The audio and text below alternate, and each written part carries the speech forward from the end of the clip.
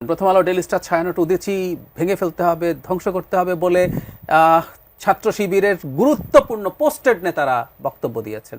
মিছিল আসছে এটা প্রথম আলো খবর পেয়েছে। তো মব হলে এগুলো হয় না, তারা সাহায্য চেয়েছিল, সাহায্য হয় নাই। মব বলা হচ্ছে, আমি আসলে সাম্প্রতিক সময় অনেক মব দেখছি, তাও না। তার আগে শেখ হাসিনাকে সরিয়ে আমরা মানে ফ্যাসিবাদ সরাতে চেয়েছি বলছি, আমরা কেউ কেউ চেয়েছি। আর শেষ পর্যন্ত শেখ হাসিনা আসলে ফ্যাসিস্ট ছিলেন, উনি একটা আটার মাফিয়া ছিলেন। যাই হোক, বিতর্কে ঢুকছি না। আমরা আসলে শেখ হাসিনাকে সরিয়ে, তার ফ্যাসিবাদ যদি থেকেও থাকে সেটা সরিয়ে আমরা অনেকে আমাদের ফ্যাসিবাদ স্থাপন করতে চেয়েছি। আমরা মুখে গণতন্ত্রের কথা বলি, এত না ফাইট করাটা সহজ হয়, মানুষকে স্বপ্ন দেখানো সহজ হয়, রাস্তায় নামানো সহজ হয়, কিন্তু আমার ভেতরে আসলে আমি আদতে একজন ফ্যাসিস্ট। আমার ওই পত্রিকা ভালো লাগে না, তাই আমি ওটা জ্বালিয়ে দিতে হবে, ওটা বন্ধ করে দিতে হবে, ওর মালিকদেরকে গ্রেফতার করতে হবে, সম্পাদককে গ্রেফতার করতে হবে, এগুলো বলছি। এগুলো সব ফ্যাসিবাদী চিন্তাধারা। গণতন্ত্র হলে কথা ছিল, যেটা উসমান হাদি বলেছেন, তিনি প্রথম আলো পছন্দ করতেন না খুব একটা, কিন্তু তার সামনে যখন গরু জবাই করে জিয়াফত হচ্ছে, সেটার প্রতিবাদ করা একটা ক্লিপ আছে, যে দরকার 10টা প্রথম আলো বানাও পারলে।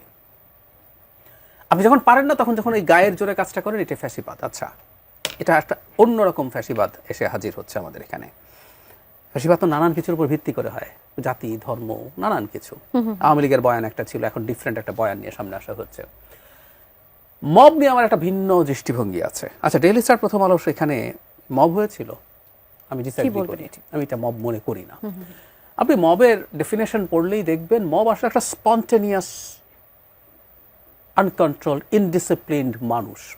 উদাহরণ দিই, রাস্তায় হঠাৎ করে, মানে বাংলাদেশ কিরকম একটা অসভ্যতা করা সম্ভব, বর্বরতা করা সম্ভব, যে কোনো একজন মানুষকে আপনি তাড়াতে শুরু করুন এবং বলতে শুরু করুন পকেট মার বা ধরো ধরো একটা বলুন, এই যে হঠাৎ করে মানুষ দাঁড়িয়ে গেল, পেটানো শুরু করলো, এটা মব।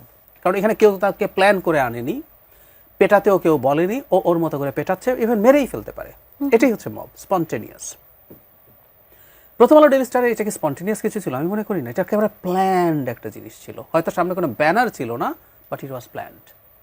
ওরা যাবে, উসমান হাদি তো হঠাৎ করে মারা যান নাই, ওখান থেকে যাবে, মিছিল আনা হবে, মিছিল আসছে এটা প্রথম আলো খবর পেয়েছে।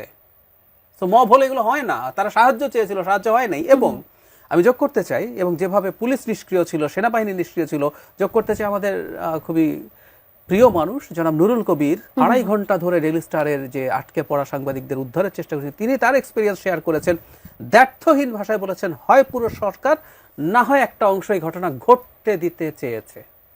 তো তার মানে দেখেন, একদম সুনির্দিষ্ট পরিকল্পনা, লোক আসবে, ভাঙচুর করবে। হ্যাঁ, এসব যখন করেন কিছু মানুষ সাথে যোগ হয়, কিন্তু মূল পরিকল্পনা করা হয়েছে। এবং আগুন নেভানো বা এটাকে ঠেকানোর জন্য সেনাবাহিনী, পুলিশ কাজ করবে না, ফায়ার সার্ভিস আসতে পারে নাই, আসতে দেওয়া হয় নাই। তাহলে এটা মব কি? আমার কাছে এটা মব মনে হয় না। মবের সঙ্গে এটা পড়ে, এটা একেবারে একটা পরিকল্পিত, ওইটাও পরিকল্পিত, প্রত্যেকটাই আসলে। কারণ ছায়ানটের 4টা প্রতিষ্ঠান, প্রথম আলো, ডেইলি স্টার, ছায়ানট উদিচি ভেঙে ফেলতে হবে, ধ্বংস করতে হবে বলে ছাত্র শিবিরের গুরুত্বপূর্ণ পোস্টেড নেতারা বক্তব্য দিয়েছেন। এটা নাকি তাদের slip of tongue, I don't know, তর্কে যাচ্ছি না। সুতরাং এগুলো পরিকল্পনা যে হচ্ছে তা জানি, তার চাইতেও জরুরি কথা, এই 4টা প্রতিষ্ঠানের বিরুদ্ধে দীর্ঘদিন থেকে সমাজে, জনাব নাহিদ ইসলাম কিন্তু একটা কথা বলেছেন, উইচ ইজ ইম্পর্টেন্ট, যে সমাজে সম্মতি উৎপাদনের চেষ্টা হয়েছে।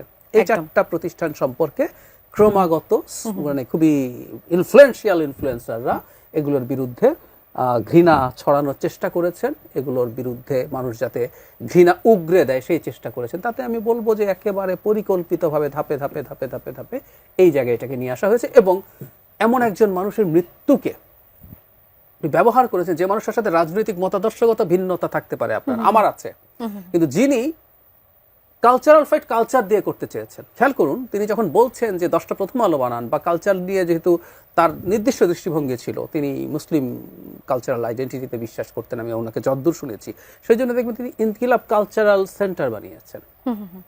ওটার মধ্যে লাইব্রেরি ছিল, পাঠচক্র হতো, নানান কিছু উনি ওনার মতো করে চেষ্টা করেছেন। উনি যদি মনে করেন ছায়ানট উদিচি যে কালচারাল আইডেন্টিটি তৈরি করছে, এটা যদি সঠিক মনে না করেন, আগুন জ্বালানো বা ভাঙো না, তুমি যেটা পছন্দ করো তুমি সেটা করো, সেটাকে স্প্রেড করার চেষ্টা করো। নাসিরউদ্দিন পাটোয়ারি, রক্তের বদলা চাই, উই আর হাদি, এরকম কন্টিনিউয়াস কিছু পোস্ট ছিল। যদিও তারা মবটাকে তারা অস্বীকার করছে, বা আমরা আসলে মবের সাথে নাই, বা আমরা আগে যেটা করেছি আসলে সেই জন্য তারা কাইন্ড অফ দুঃখিতই এখন। কিন্তু এটা কি আবার মানে এটা কি আসলে এটা কোনোভাবে মানে ওই সময় আমি যেটা মনে করি ওটা শুধু না, ইভেন নাসিরুদ্দিন পাটোয়ারি রেভলিউশন লিখে একটা স্ট্যাটাস দিয়েছেন। আমাদের সাইফ মুস্তাফিজ একজন আছেন, টকশো করেন, প্রচুর পরিচিত মুখ, তিনিও ইনফ্যাক্ট এই বিপ্লব সুযোগ এসছে, শেষ করতে হবে। প্রভাব ফেলে কিনা এটা? ফলে নিশ্চয়ই ফেলে, কারণ বিপ্লব করে ফেলতে হবে যখন আপনি বলেন, তখন এক ধরনের আলাপ আছে যে বিপ্লবের মধ্যে নানান বিশৃঙ্খলা ঘটে, এটা ভুলো না। কিন্তু প্রথম দিন থেকে আলাপটা ছিল এটা বিপ্লব নাকি গণ অভ্যুত্থান। আমরা সিরিয়াসলি ফাইট করেছি প্রথম থেকে তাত্ত্বিকভাবে যে না, এটা গণ অভ্যুত্থান ছিল। কারণ বিপ্লব মানে সমস্যাটা কোন জায়গায়, কেন এগুলো ঘটলো, এটা একটু মেলানো যাবে এই বিপ্লবের সাথে। 5 আগস্ট পরবর্তী সময় একটা গ্রুপ, এর মধ্যে একজন গুরুত্বপূর্ণ পাবলিক ইন্টেলেকচুয়াল আছেন, তার সাথে কানেক্টেড মানুষজন যারা সরকারের ভেতরে আছে, যেটা মানে নুরুল কবির যে বলছেন সরকারের একটা অংশ আছে, সরকারের বাইরে থাকা ইনফ্লুয়েন্সিয়াল মানুষ আছে, দেশের বাইরে থাকা ইনফ্লুয়েন্সার আছে, সবাই মিলে এটাকে বিপ্লব বলার চেষ্টা করেছেন। বিপ্লব বলার উদ্দেশ্যটা কি, এর মধ্যে যে একটা মারাত্মক ষড়যন্ত্র আছে, এটা অনেকে শুরুতে ধরতে পারেননি। এর যেহেতু বিপ্লব, একটা বিপ্লবী সরকার হবে।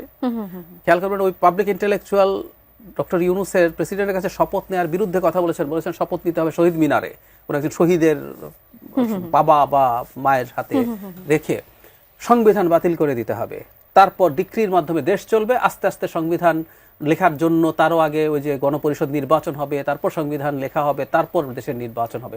তো দীর্ঘ সময়ের জন্য বাংলাদেশের পাওয়ার গ্র্যাব করার একটা প্ল্যান ছিল, সেটা আসলে হতে পারেনি। এবং এটা যাদের যাদের কারণে হতে পারেনি, উপদেষ্টাদের মধ্যে যিনি এটার কারণে এটা বাধা হয়ে দাঁড়িয়েছেন, আরেকজনের নাম বলবোই যদি, সেনা প্রধান, তাকে তারা মনে করেন যে তিনি এটা হতে দেন নাই। তো যারা যারা ব্যারিয়ার, যারা এটার বিরুদ্ধে কথা বলেছেন, তারা প্রত্যেকে শত্রুতে পরিণত হয়েছেন। ডেইলি স্টার, প্রথম আলো আসলে বাংলাদেশের সাংবিধানিক প্রসেসে গিয়ে একটা নির্বাচনের দিকে যাক, এটাই তাদের লক্ষ্য ছিল। এখানে আমার একটা কথা খুব জরুরি, আমি ডেইলি স্টার প্রথম আলোকে নিয়ে যখন এগুলো বলছি, আমি কিন্তু এটা মিন করছি না ডেইলি স্টার প্রথম আলো কোনোদিন ভুল করে নাই, এটা একেবারেই বলার চেষ্টা করছি না। বাংলাদেশের মতো দেশে থেকে একটা প্রতিষ্ঠান ভুল করবেন, এটা হতেই পারে না। তাদের সম্পাদকীয় নীতির ভিন্নতা তো আছেই, ভুলও আছে।